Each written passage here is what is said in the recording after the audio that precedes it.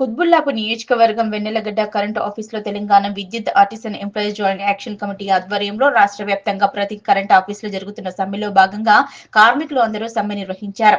ఈ సమ్మెలో వారి ప్రధాన సమస్యలను పరిష్కారం చేపట్టాలని వారు ప్రభుత్వాన్ని కోరారు.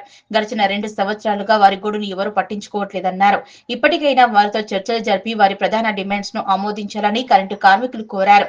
విద్యా అర్హతల ఆధారంగా ఆర్టిసన్ ఉద్యోగుల కన్వర్సేషన్ ఉండాలని అన్నారు.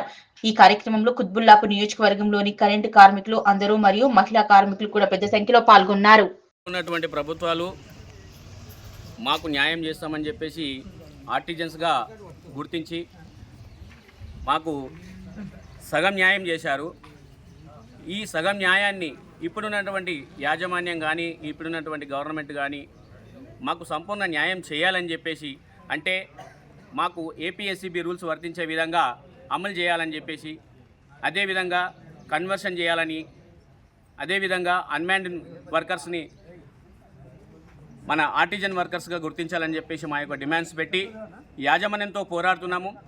దయచేసి యాజమాన్యం వారు మా యొక్క సమస్యలు మీ సమస్యలుగా భావించి, మా అందరినీ కూడా మీ పిల్లలుగా భావించి మీరు ముందుకొచ్చి మా యొక్క సమస్యను తీరుస్తారని ఆశతో మేము ఎన్నోసార్లు ఇప్పటి వరకు కూడా ఎన్ని రోజుల నుంచి కూడా వెయిట్ చేయడం జరిగింది. అయినప్పటికీ కూడా మీరు ముందుకు వచ్చినట్లుగానే వచ్చేసి మళ్ళీ వెనక తగ్గుతున్నారు.